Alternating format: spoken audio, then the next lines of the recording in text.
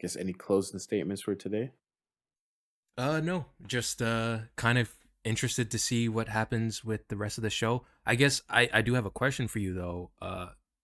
Disney Plus going to get rid of password sharing and going to increase prices. They're following in Netflix's footsteps. They're also going to do an ad tier. Um, do you think? Let's put this Ahsoka show aside because it's probably going to be good. But if just especially coming off of Secret Invasion, do you think this is Disney Plus struggling? Do you think this is a mistake on their part? Do you think this is the worst possible timing, or do you think Ahsoka potentially being a great show, hopefully, could kind of lower that blow of okay, Disney Plus is just copying Netflix's footsteps. Netflix got a lot of heat for all of the price raises and all of the changes that they're making to their service, especially coming after a show that was really poorly received. Is Disney Plus pressing too much, or are they doing exactly what they need to do? Uh, I mean, I think it's something that they need to do, Mm-hmm. and I definitely think that okay, yes, because Netflix has done it, and then we've seen that there wasn't okay as large of a hit to Yeah, Netflix's bottom line as people predicted, as we predicted, I would say, it was kind of a or I guess gain. as I predicted. Yeah, they actually Yeah. increased their subscriber count ever since they got rid of password sharing. So they were the guinea pig, I So guess. so I think because they were successful, I think now other people are like, "Oh yeah, let's do that too." I'm not sure how much they'll crack down though, and it's difficult because like especially when you look at all the stuff on Disney, there is so much family content and so Yeah. much like kid-friendly content.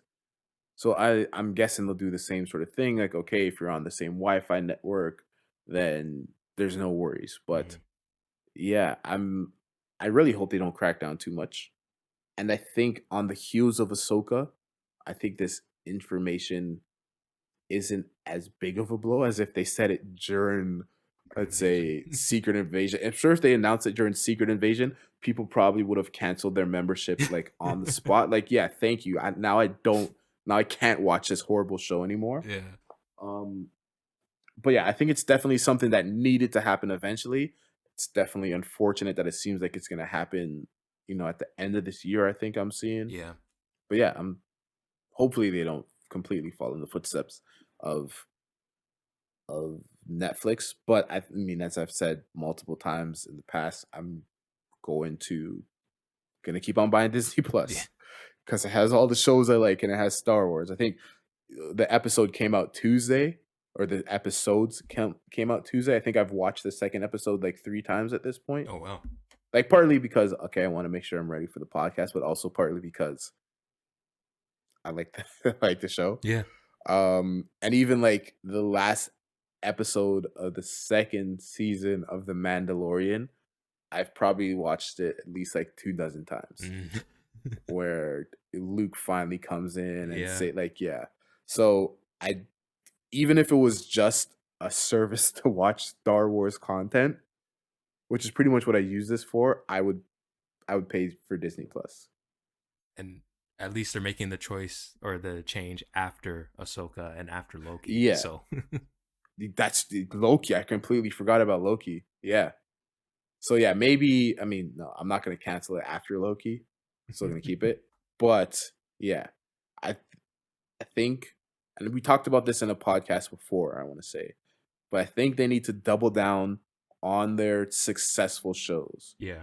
on their Lokis, on their, it seems like their Star Wars shows. I mean, Obi-Wan was but, on their Andors, on their Ahsokas, hopefully on their Star Wars visions, double down on those things and maybe a little bit less experimenting for now. Maybe if you want to experiment with something, let's make it.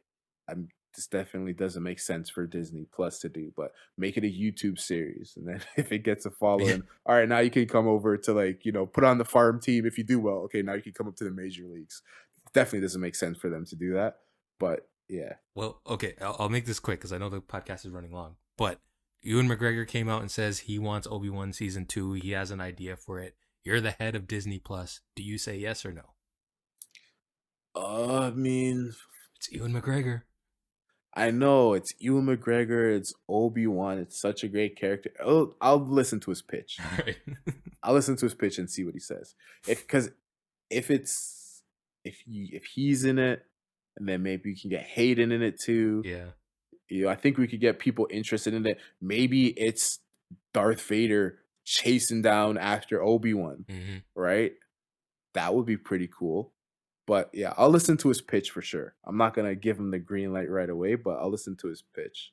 Yeah, I agree. Um, and also just a a quick, I don't know, like a quick acknowledgement of Ray Stevenson.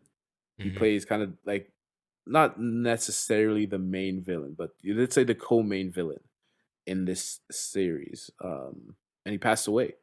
And even just from the first two episodes that we've seen, or that I've seen at least, I mean, he plays the character so well, Yeah.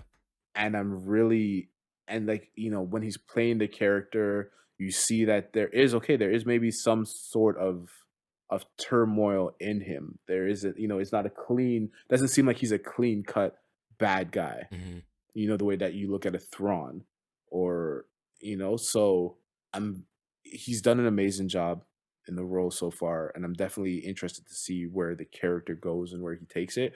But it's obviously sad that we've lost this actor even before the show came out, even before he's been able to receive praise for it. So Yeah. they did dedicate the first episode to Ray Stevenson, and yeah, it's very unfortunate, very sad to see, but I'm looking forward to seeing how this character develops for the rest of the series. Yeah, completely agree. Playing it very much like a stoic dark Jedi, kind of like a Qui-Gon or a Count Dooku-esque, where he's like following the will of the Force, which is cool to see because it's not something you see in a lot of modern Star Wars.